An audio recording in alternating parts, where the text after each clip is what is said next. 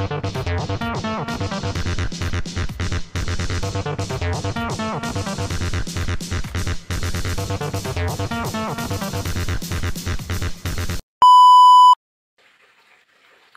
harus mengetahui yang pertama tentang pengertian fitoterapi.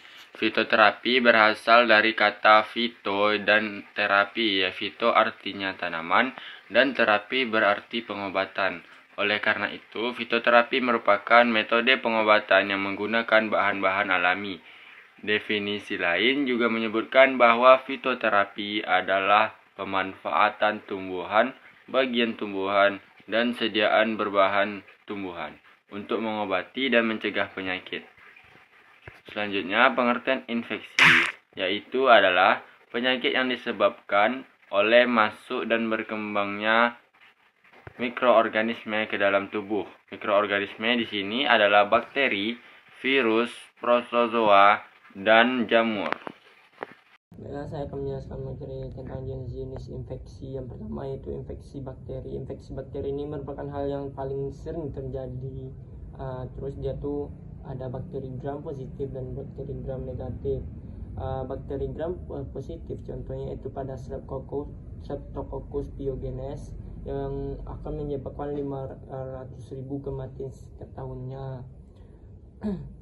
Yang kedua yaitu ada infeksi jamur. Infeksi jamur ini terjadi dapat timbul selama pemberian obat antibiotika, bakteri dan imunosupresan. Contohnya infeksi dari Candida albicans, Aspergillus sp, Cryptococcus neformans, dan Cyprosporidium. Infeksi terjadi karena progresif, berat, ringannya penyakit pasien tergantung pada tingkat infeksi. Yang ketiga yaitu infeksi virus. Infeksi virus ini terjadi didefinisikan sebagai penyakit yang disebabkan oleh patogen berupa virus yang timbul melalui penularan dari orang yang terinfeksi, hewan yang terinfeksi, atau benda mati yang terkontaminasi inangnya. Lalu yang terakhir yaitu ada infeksi parasit. Infeksi parasit ini seperti cacing juga akan menyebabkan terjadinya infeksi pada manusia. Infeksi cacing dapat ditularkan lewat makanan, air, udara, ditularkan lewat makanan, air, udara, feses hewan peliharaan atau benda-benda terkontaminasi yang dapat memasuki tubuh manusia. Protozoa adalah makhluk bersatunggal. Beberapa di antaranya dapat menyebabkan penyakit pada penyakit manusia dengan kondisi kesehatan tertentu. Contohnya adalah pneumocystis, contohnya pneumocystis carini. Lalu contoh-contoh infeksi tanaman yang dapat mengobati infeksi bakteri itu ada jambu biji, daun kemangi, dan daun teh. Dan contoh tanaman antivirus ada kunyit, cengkeh, jintan hitam. Lalu anti jamur ada lengkuas, sambiloto, lidah buaya. Antiprotozoa, tanaman obat antiprotozoa diantaranya kina, artemisina, anua. Lalu ada mekanisme infeksi dapat terjadi secara langsung dan tidak langsung. Dari langsung itu dari penderita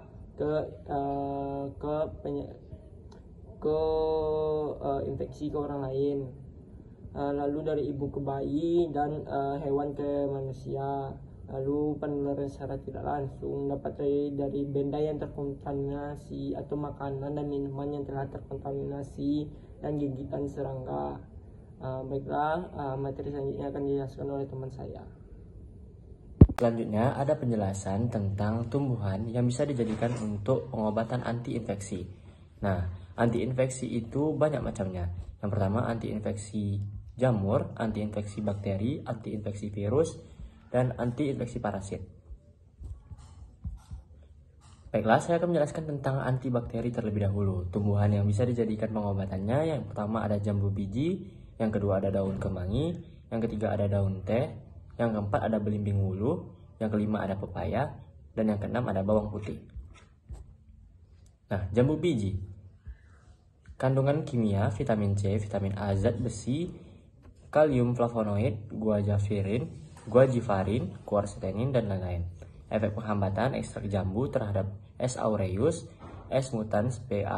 aeruginosa, STP, Shigella sp, dan E. coli. Rata-rata dari antibakteri ini yang saya sebutkan tadi, jambu biji, daun kemangi, daun teh, liming wulu, pepaya, dan bawang putih tadi, memiliki kandungan yang hampir sama seperti ada flavonoid di dalam tumbuhan tersebut. Selanjutnya ada antivirus. Antivirus tumbuhannya yang pertama ada kunyit, cengkeh, jintan hitam, ada daun kelor, jahe merah, dan temulawak. Kandungan kurkumin dalam temulawak kaya akan antioksidan dan mampu memperkuat sistem kekebalan tubuh sehingga dapat mencegah berbagai virus. Selanjutnya ada anti jamur.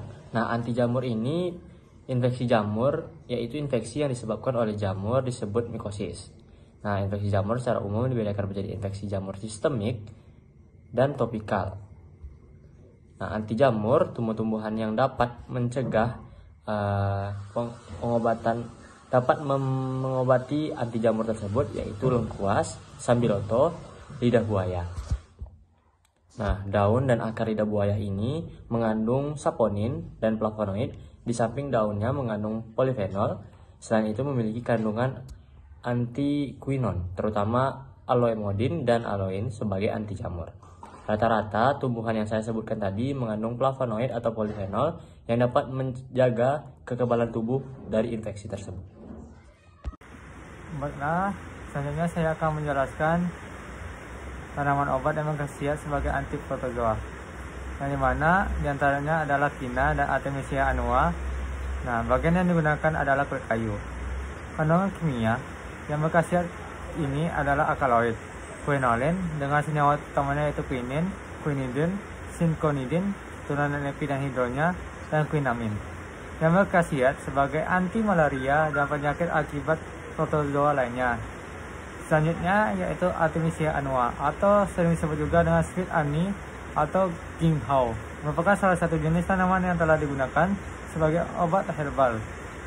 Artemisia annua mengandung berbagai senyawa alami seperti flavonoid dan artemisin yang berpotensi sebagai anti protozoa. Sekian dari saya, terima kasih.